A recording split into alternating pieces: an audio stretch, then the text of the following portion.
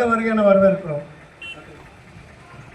அந்த காலத்துல தன்னுடைய படை வீரர்களையும் தன்னுடைய மக்களையும் ஒரு குடும்பமா நினைத்து வாழ்ந்த அந்த மன்னர்கள், அந்த நாட்டில் ஒவ்வொரு குடிமகனும் அந்த நாட்டு உழைப்புக்கு எடுத்துக்காட்டாக இருந்தது. அவனுடைய பேர் வரலாறு பொறிக்கப்பட்டது. தன்னுடைய சுயநலத்துக்காக அந்த காலத்து மன்னர்கள் வாழல. கோயிலுக்காக பல நிலங்கள் எழுதி வச்சாங்க, கோயில் சிற்பம் கட்டினாங்க. ஆனா இன்று கோயிலுக்காக எழுதி வச்ச நிலங்கள் கொள்ளையடிக்கப்படுகிறது. கொள்ளையடிச்சது மட்டும் இல்ல, கோயிலே இன்னைக்கு வந்து கொள்ளையர் கூடாரமா மாறிடுச்சு. நாம எங்க போயிட்டு இருக்கோம்? நம்முடைய வேலைகள்லாம் எந்த மாதிரி இருக்கு? வெந்தது தின்னா விதி வந்தா போயிடுற எண்ணத்துல நாம இருக்கோம். அதுதான் நம்மளுடைய இப்ப இருக்கிற காலத்தினுடைய சூழ்நிலை. அந்த சூழ்நிலையை மாற்றணும். அந்த படையெடுப்புல பல படையெடுப்பு நடத்தி நாட்டை ஆட்சி செய்து இந்த நாட்டில் ஒரு குடிமகனா ஒரு எப்படி இருக்கணும், குடிமக்கள்லாம் எப்படி இருக்கணும் அப்படின்றதுக்கு ஒரு இலக்கணமாக இருந்த ராஜராஜ சோழன் அவருடைய நினைவு நாள நம்ம பாரத பிரதமர் முப்பெரும் விழாவாக கொண்டாடி இன்னைக்கு அவருக்கு நாணயம் வெளியிட்டிருக்கார். நம் தமிழக மக்களின் சார்பாக இந்த பாரத தேசத்தினுடைய பிரதமருக்கு நம்ம நன்றி சொல்லணும். ஏன்னா இந்த நாட்டில் யாருக்கோ செலவழிக்கிறாங்க. இந்த நாட்டுக்காக சுதந்திரத்திற்காக போராடின யாருக்கு சிலை இருக்கு? யாருக்கு சிலை கிடையாது. இந்த நாட்டு ஆட்சி செஞ்ச ராஜராஜ சோழன் இருக்கா? சோழனுக்கு சிலை இருக்கா? இல்ல ராஜேந்திர சோழன் இருக்கா? சேர சோழ பாண்டியருக்கு சிலை இருக்கா? இல்ல. ஆனா இந்த நாட்டுக்கு சுதந்திரம் கொடுக்க கூடாது, கருப்பு தினமா கொண்டாடி தமிழ்ல பேசுனா வேலைக்காரிகிட்ட இங்கிலீஷ்ல பேசு, வீட்டுக்காரிகிட்ட இங்கிலீஷ் பேட்டு, சனின்ற தமிழ விட்டு ஒளி, திருக்குறள் தங்க தட்டில் வைத்த மலம், பல நம்மளுடைய தமிழ் மொழியும். பெண்களை சேலை கட்டாதீங்க, ஆண்கள் போல உடையணிங்க. அது மட்டும் கிடையாது, கர்ப்பப்பையை எடுத்துருங்க, கிச்சன் எல்லாம் வேண்டாம். திருமணம் என்றா அது ஆண்களுக்கு அடிமை, அதனால திருமணமே செய்யாதீங்க அப்படின்னு சொல்லிட்டு இந்த தமிழக மக்கள் தமிழகத்துல இந்த நாத்தி என்ற பேர்ல கடவுள் இல்லை, கடவுளை நம்புவன் முட்டாள், கடவுள் நம்ம பரப்பவன் அயோக்கியன், கடவுள் வகையில் வணங்குவன் காட்டுமிராண்டி அப்படின்னு சொல்லிட்டு நம்முடைய பாரத தேசத்துல சுதந்திர தினத்தை கருப்பு தினமா கொண்டாடினா தேச துரோகி பெரியாருக்கு இங்க வந்து சிலை இருக்கு, ஊரா சிலை. இந்த நாட்டை சுதந்திரமே கொடுக்க கூடாது. வெள்ளையல் வெளியேறிட்டா கூட அங்கிருந்த இங்கிலாந்துல ராணி அங்கிருந்தாவது ஆட்சி செய்யணும். ஏன்னா நம்மளோட ஒரு குண்டூசி கூட தயார் பண்ண முடியாது. அதனால இந்த நாட்டுக்கு சுதந்திரம் கொடுக்க கூடாது அப்படின்னு சொல்லி தீர்மானம் போட்ட கூட்டம் இந்த திராவிட கூட்டங்கள். இந்த திராவிட கூட்டங்கள் என்ன வேலை? இந்த நாட்டில் இருக்கிற பக்தியையும் தேச பக்தியையும் அழிப்பதுதான் இவங்க நோக்கம். அந்த காலத்தில் நம் முன்னோர்கள் ராஜராஜ சோழன், சேர சோழ பாண்டியன் முன்னோர்கள்லாம் கோயில் கட்டி அந்த கோயிலுக்கு சொத்து வச்சு அங்கிருந்த எல்லா மக்களும் கோயிலுக்கு வந்தாங்கன்னா அவங்களுக்கு என்னென்ன வசதி பண்ணி கொடுக்கணுமோ அந்த காலத்தில் பண்ணி கொடுத்தாங்க. அதுதான் இந்த வீரத்துக்கு அடையாளம், இந்த பண்பாட்டுக்கு அடையாளம், பாரம்பரியத்துக்கு அடையாளம். இன்னைக்கு உலகத்துக்கே தமிழகத்துல நமக்கு நாணயம் வெளியிட்டு இருக்காங்க. இந்த நாணயம் நம்மளுடைய தமிழகத்தினுடைய அடையாளம். இன்னைக்கு மோடி சொல்லியிருக்காரு, வருங்காலத்துல ராஜராஜ சோழனுக்கும் ராஜேந்திர சோழனுக்கும் பெரிய பிரம்மாண்டமான சிலை வைக்கப்படும். அவருக்கு தமிழக மக்களின் சார்பாக நன்றி தெரிவித்துக் கொள்கிறோம். காமராஜர் இந்த நாட்டினுடைய உத்தம மனிதன், ஒரு விடுதலை போராளி. அவரை என்னென்னலாம் பேசினாங்க தெரியுங்களா?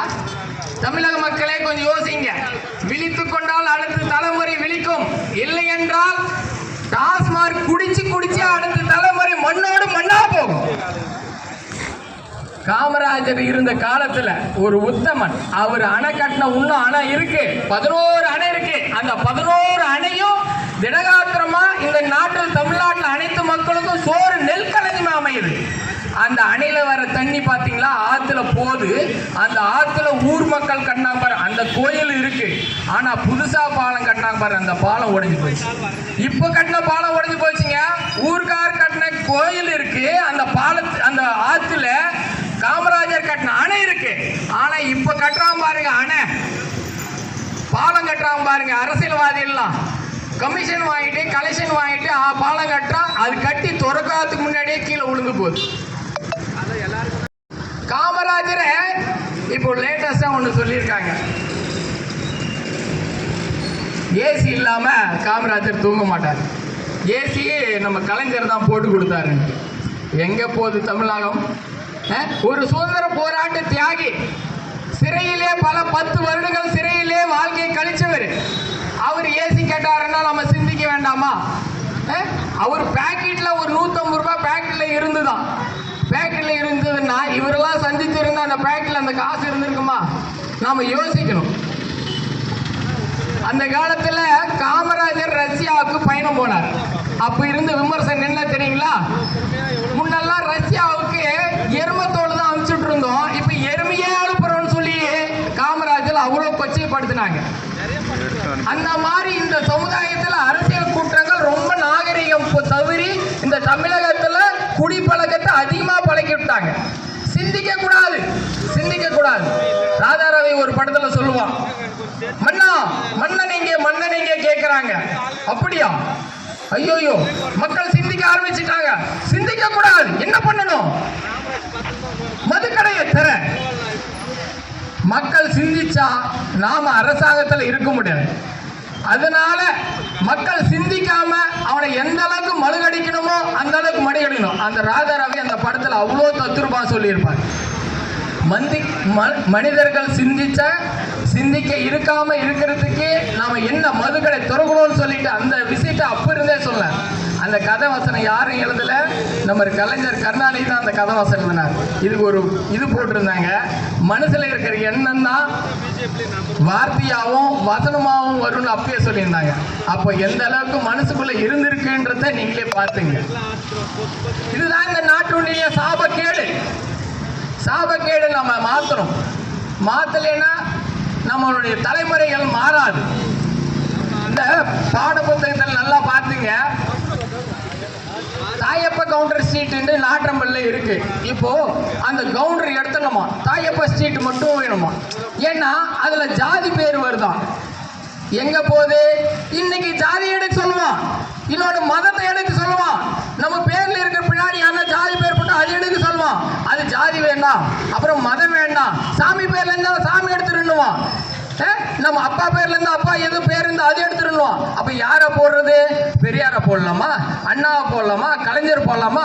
ஊரெல்லாம் பஸ் ஸ்டாண்ட் எல்லாம் Anna bus stand, Periyar bus stand, Kalaignar bus stand, நூலகம்லாம் அவங்களே. இந்த நாட்டுல வருங்காலத்துல இவங்க இந்த ஜாதி பேர் எடுக்க சொல்லி, மதத்தை பேர் எடுக்க சொல்லி, நம்மளுடைய அடையாளமா அந்த பகுதியில் இருக்கிற அடையாளத்தை எடுக்க சொல்லி இறுதியில் எங்க நிற்காம தெரிப்பாங்களா? நம்மளுடைய அடையாளமா இருக்கிறத அழிச்சிட்டு அவங்களும் ஒரு சித்தாந்தமா எடுத்துட்டு நம்மளுடைய அடையாளத்தை மறைக்க பாக்குறாங்க. நாம இப்போ விழிச்சிங்கனாதான் விழிச்சின மாதிரி. இன்னைக்கு ஜாதி பேரை எடுக்க சொன்னவங்க சாமி பேரை எடுக்க சொல்லுவாங்க, மதத்தை பேரை எடுக்க சொல்லுவாங்க. இது ஒரு வகையில அந்நிய சக்தியினுடைய ஆதிக்கத்தின் அடிப்படையில் நம்ம சித்தாந்தத்தை, நம்ம மதத்தை அழிக்கக்கூடிய செய்தி.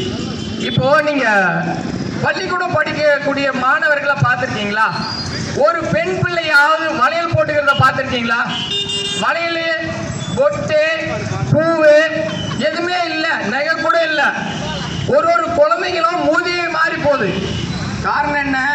பள்ளியில ஒரு தகவல் சொல்லியிருக்காங்களாம், வளையல்லாம் போடாதீங்க, பூ வைக்காதீங்க, பொட்டு வைக்காதீங்க. இது எதுவும் பள்ளிக்கூடத்துல மத சார்பற்றத்தை காட்டுறாங்க, மதத்தை காட்டுறாங்கன்னு அடிப்படையில் கிடையாது. இது நம்முடைய கலாச்சாரம். இந்துக்களின் கலாச்சாரம் அழித்தால் மட்டும்தான் நம்ம இந்து தர்மத்தை அழிக்க முடியும். அதனால பள்ளிக்கூடத்தில் ஆரம்பிச்சுட்டாங்க. பசும்பொன் முத்துராமலிங்க தேவர் பேரெல்லாம் தேவர் எடுத்துக்கிற மாதிரி பசும்பொன் முத்துராமலிங்கம் அது மட்டும் போதுன்ற மாதிரி அப்படியே ட்ரெண்ட் எடுத்துட்டு வராங்க. நம்மளுடைய அடையாளம் படிப்படியாக குறைஞ்சிட்டு வருது. இந்த கல்வித்துறையில அன்பில் மகேஷ் பொய்யாமொழின்னு ஒருத்தர் இருக்கார். அவர் யார் தெரியுங்களா? உதயநிதி ஸ்டாலினுடைய நடிகர் சங்கத்தினுடைய ஒரு மன்றத்துடைய தலைவர். இப்ப யார் பாருங்க, ஒரு அமைச்சர் ஒரு நாட்டுக்கு யார் யார் வருதுன்னா ஒரு குடும்பத்துக்கு, அந்த குடும்பத்துக்கு வேலை செய்யக்கூடிய ஆட்கள், அந்த குடும்பத்துக்கு சொம்படிக்க ஆக்கக்கூடிய ஆட்கள் தான் இந்த மாதிரி அமைச்சர் பதவியிலையோ அரசியல்ல வந்துட்டு அந்த ஆள் என்ன சொல்றான்னா, எங்களுக்கு தமிழ் கடவுள் நினைவுக்கு வருவது கலைஞர் கருணாநிதி தான் வருது. எங்க போய் நிக்கிறது? அவருக்கு தமிழ் கடவுள் நினைவுக்கு வருவதே கலைஞர் இருந்தாலும். அப்போ சங்க காலத்துல சங்க வளைத்த நம்ம சிவபெருமான் எங்கே, சங்கத்தை வழிநடத்திய நம்ம முருகப்பெருமான் எங்கே, தமிழ் கடவுளான முருகப்பெருமான் எங்கே? நாமெல்லாம் சாமி கும்பிடுறோமா? சாமி கும்பிட்டு எதுக்கு நாம் பொட்டு வச்சு இந்த மாதிரி தெரியணும்? சங்கம் வளைச்சது சிவபெருமான், அது வழிநடத்தின முருகப்பெருமான். ஆனா இன்னைக்கு உங்களுக்கு என்ன தோணுதா? சங்கம் தமிழை வருது யார் நினைச்சா நம்ம கருணாநிதி நினைப்பு தான் வருது அப்படின்றாங்க. நமக்கு என்ன தெரியணும்? நம்மளுடைய வாழ்க்கை வரலாறு அழிஞ்சு போகுதுன்னு தெரியணும். அழிஞ்சுன்னு போயிட்டா இது மாதிரி நம்ம வாழ்க்கை வரலாறு மறைச்சிருவாங்க. இப்ப இருக்கிற நோக்கம் என்ன நோக்கம்?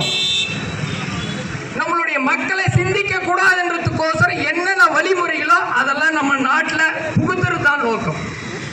நம்ம ராஜேந்திர சோழன் அந்த கோயில் கட்டும் போது ஒவ்வொருத்தரும் அந்த வேலை செஞ்ச ஒவ்வொருத்தரையும் அந்த கோயில்ல எழுதி பதிவு பண்ணார். காரணம் என்ன? ஒவ்வொருத்தருடைய அடையாளப்படுத்தணும், வருங்காலத்தில் யார் யார் கோயில் கட்டினாங்கன்னு தெரியணுன்றதுக்கோசரம் அடையாளப்படுத்தினார். இந்த நாட்டுக்கே ஒரு எடுத்துக்காட்டு செங்கோல்.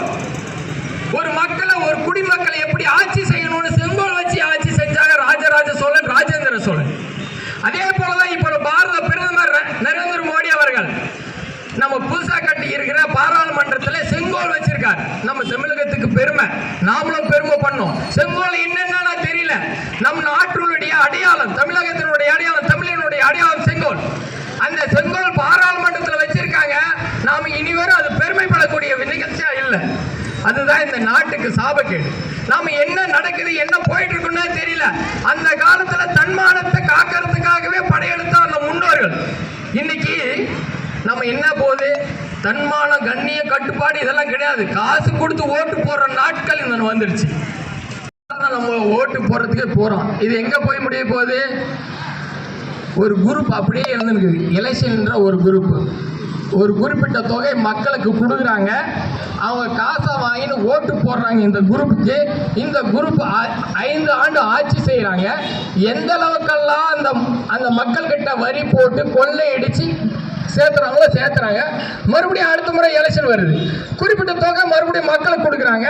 அவங்களும் அந்த காசை வாங்கிட்டு ஓட்டு போடுறாங்க. மறுபடியும் இவங்க அந்த மக்கள் மேலே எப்படி கொள்ளடிக்கணுமோ, அவங்களை எப்படி வரி போட்டு சம்பாதிக்கணுமோ, இதுதான் நடக்குது.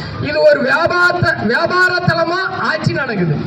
அந்த காலத்துல ராஜராஜ சோழன் ஆட்சி இந்த நாட்டுக்கே எடுத்துக்காட்டா இருந்துச்சு. கடல் கடந்து ஆட்சி செஞ்சான் பல நாடுகளை.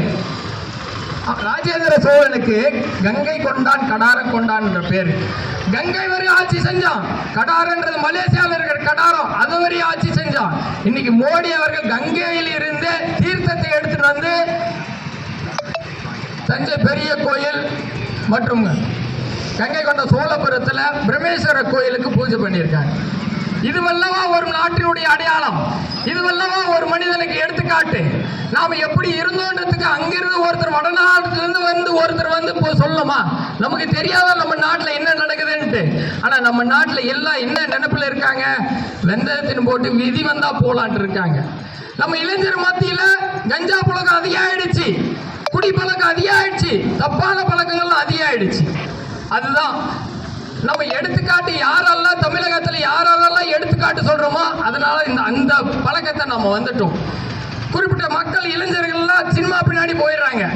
அவங்களுக்கு என்னன்னே தெரியுது, சினிமாவில் என்ன சொல்றானோ அதுதான் இவனுக்கு தாரக மந்திரம். நம் முன்னோர்கள் சுதந்திர போராட்ட தியாகிகள் எத்தனையோ பேர் இருக்காங்க. அவங்கள பத்தி தெரியுமா? தெரியாது. எங்களுக்கெல்லாம் தெரிஞ்சது நடிகர்கள், அவ்வளவுதான். அவங்க நடிகர்கள் என்ன காசு கொடுத்துதான் வாங்கி நடிக்கிறாங்க, அதை கொடுத்துதான் நீ போறன்றதே தெரியல.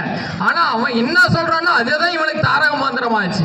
இந்த நாட்டுக்காக உயிரை கொடுத்து தியாகம் பண்ண சுதந்திர போராட்ட தியாகிகள் பத்தி யாருக்கெல்லாம் தெரியுதா? இல்ல அவர்கள் சொல்லி கொடுத்த வாழ்க்கை வரலாறு தெரியுதா? நம்ம முன்னோர்கள் சேர சோழ பாண்டியன் ராஜேந்திர சோழன், ராஜராஜ சோழன் இவர்கள்லாம் வாழ்க்கை வரலாறு பற்றி தெரியுதா? கிடையவே கிடையாது. இன்னைக்கு நடிகர்கள் எப்படி இருக்காங்க, எந்த துணி போட்டாங்க, என்ன சொல்றாங்க, இதுதான் நம்மளுடைய பழக்கமா போயிடுச்சு. இதுல இருந்து மாறணும். அடுத்த தலைமுறை குடியில்லாத தலைமுறையா மாறணும்னா நல்லவர்களை இந்த சமுதாயத்துக்கு எடுத்துக்காட்டா சொல்லணும். நல்லவர்களை இந்த சமுதாயத்தினுடைய அடையாளமா காட்டணும். இது ரெண்டு தவிர்த்து விட்டா நம்ம அடையாளம் காட்டுறதும் வரலாறு சொல்றதும் மாத்தி சொன்னோம்னா எப்படி நடக்கும்ன்றதுக்கு எடுத்துக்காட்டு. இப்போ நாம காலையில டீ குடிக்கிறோம், மறுபடியும் டீ குடிச்சிட்டு வீட்டுக்கு போயிடும். ஒரு 5 நிமிடம்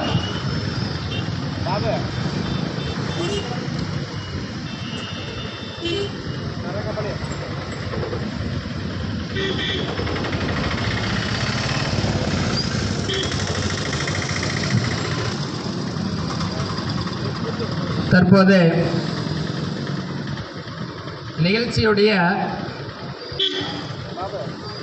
இறுதி சுருக்கமாக இந்த நிகழ்ச்சி எதுக்காக ஆரம்பித்தோம், சுருக்கமாக ஒரு உரையை முடிச்சுட்டு அடுத்தது இனிப்பு கொடுத்து நம்ம நிகழ்ச்சி அனைவரும் சுற்றுப்புறத்தில் இருக்கிறவங்களாம் வந்து ராஜராஜ சோழனுக்கு பூ போட்டு இனிப்புகளை வாங்கி மாறி போயிட்டுக்கிறோம். ஒரு சுருக்கமான விஷயம், தற்போது தர்மத்திற்கும் அதர்மத்துக்கும் நடக்கக்கூடிய ஒரு போர். அந்த காலத்துல நம் முன்னோர்கள் தர்மத்தை தலையில் வச்சு தாங்கினாங்க, அதர்மத்தை காலில் போட்டு மெரிச்சாங்க. ஆனா இன்று தர்மத்தை காலில் போட்டு மெரிச்சிட்டோம், அதர்மத்தை தலை மேல தூக்கி வச்சு ஆடிட்டு இருக்கோம். நம்ம அடுத்த தலைமுறைகள் ரொம்ப நாசம் போறதுக்கு இது ஒரு எடுத்துக்காட்டா இருக்கும். அதனால நம்முடைய அடுத்த தலைமுறைகள் சங்கதிகள் குழந்தை குட்டியோட நல்லா வாழணும்னா நல்ல நல்ல தலைவர்களை எடுத்துக்காட்டாக சொல்லணும், நல்ல வாழ்க்கை வரலாறு அவங்களுக்கு சொல்லணும், பக்தியும் தேச பக்தியும் தெய்வ பக்தியும் அவங்களுக்கு புகுத்தணும். அது சொன்னால் மட்டும்தான் நல்லவர்களை காட்டுங்க. இந்த அரசியல்வாதிகள் செய்யக்கூடிய வேலையெல்லாம் ஒரு படத்தில் நடிக்கிற ஷூட் மாதிரி ஆயிப்போச்சு. அவங்கள நடிக்கிறாங்க, படத்துல நடிக்கிற மாதிரி இப்ப சினிமா அரசியல நடிப்பா போயிடுச்சு. அந்த காலத்துல காமராஜர் வாழ்ந்த காலம் அரசாங்கம் எப்படி இருக்கணும், அரசியல்வாதி எப்படி இருக்கணும், குடிமக்களுக்கு எப்படி செய்யணும்னு அந்த காலத்துல வாழ்ந்து காட்டுன்னு போனார். ஆனா இந்த காலத்துல இப்ப இருக்கிற அரசியல்வாதிகள் அந்த எண்ணமோ அந்த செயல்பாடுகளோ அவங்களுக்கு துளியும் கிடையாது. இலவசத்துக்கு ஓட்டு போட்டு 1000 ரூபாய் கொடுத்துட்டு வீட்டு வாசல் 1000 ரூபாய் கொடுத்துட்டு கொல்லப்புறமா பல வரிகளை, வீட்டு வரி, சொத்து வரி, பால் வரி, மின்சார வரி, எந்தெந்த வரி போடுமோ அத்தனையும் வரி போட்டு உங்களுக்கு தமிழக மக்கள் மேல எவ்வளவு வரி போட்டிருக்காங்க. ஆனா வீட்டு வாசல்ல 1000 ரூபாய் கொடுக்குற அந்த இலவசம் 1000 ரூபாய் மட்டும்தான் தெரியுது. ஆனா பின்னாடி உங்களுக்கு பல வரிகளை போட்டு உங்களுக்கு வரி சுமை ஏற்றிருக்காங்க. அதுல இருந்து இது தெரிஞ்சுங்க, அந்த காலத்துல நம் மன்னர்கள் வாழ்ந்த காலத்துல, குடியரசு ஆழ்ந்த காலத்துல ஒவ்வொரு மக்களும் சுபிட்சமா வாழவும் அவங்க சந்தோஷமா வாழ்றதுக்கு அந்த காலத்து மன்னர்கள் தியாகம் செஞ்சு வாழ்ந்தாங்க. ஆனா இந்த காலத்துல அப்படி கிடையாது. அவங்க குடும்பம் வாழ்றதுக்கு மட்டுமே இந்த தமிழகத்துல ஆட்சி செஞ்சுட்டு இருக்காங்க, வரி செலுத்துறாங்க. நாமெல்லாம் கடன் ஆகி நம்ம மேல நம்மளை காட்டி காட்டி கிட்டத்தட்ட 9 லட்சம் கோடி கடன் வாங்கி ஆட்சி நடத்தி நம்மளை முளகா அரைச்சிட்டு இருக்கிறது நமக்கு கண் கூட தெரியலன்னா நாம அடுத்த தலைமுறை நாம வாழ முடியாது. நம்ம மேல கடன் சுமை அதிகமா போயிட்டு இருக்கு. இதை நம்ம கூர்ந்து கவனிக்கணும். ஓட்டு போடும்போது காசு வாங்கிட்டு ஓட்டே போடாதீங்க. அது உங்களுடைய தன்மானத்தையும் உங்களுடைய ஒரு கௌரவத்தையும் வித்துட்டு வாழ்ற மாதிரி இருக்கும். அதனால நமக்கு இந்த நாட்டினுடைய அடையாளம் நம் முன்னோர்கள் ராஜராஜ சோழன், ராஜேந்திர சோழன், சேர சோழ பாண்டிய மன்னர்கள் அனைத்தும் நம் முன்னோர்கள் நம்ம எப்படி இருக்கணும், சுதந்திர போராட்ட தியாகிகள் பசுபன் முத்துராமலிங்க தேவர், சுபாஷ் சந்திர போஸ் இவர்கள்லாம் நம்ம மக்களுக்கு நம்ம பகுதியில் நம்ம குழந்தைங்களுக்கு ஒரு அடையாளமா காட்டி அடுத்த தலைமுறை குடியில்லாத தலைமுறையா மாற்றுவோம். நாமளும் நல்லா இருப்போம், நம்ம சங்கதிகளும் நல்லா இருப்போம். அடுத்த தலைமுறை இந்த சனாதன இந்து தர்மம் இந்த பகுதியில் தொழிற்தோண்டு நம்ம பகுதியில் இந்தியாவில் நம்ம தமிழகத்திலும் நல்ல வளர்ச்சி அடையணும்னா நாம இன்றைய வெளிப்படைவோம், நம்ம சமுதாய பாதுகாப்போம், இந்துவா இருந்து இந்துவா வாழ்ந்து இந்த பார்ப்போற்றும் தமிழகத்தை ராஜேந்திர சோழனுடைய வாரிசாக நாமளும் இந்த உலகத்துக்கு எடுத்துக்காட்டாக தமிழக மக்களை நம்மளுடைய அடையாளத்தை காட்டுவோம் என்று இந்த வாய்ப்புக்கு நன்றி கூறி விடைபெறுகிறேன். நன்றி, வணக்கம். ஜெய் பாரத் மாதா கி, பாரத் மாதா கி, பாரத் மாதா கி. வெற்றி.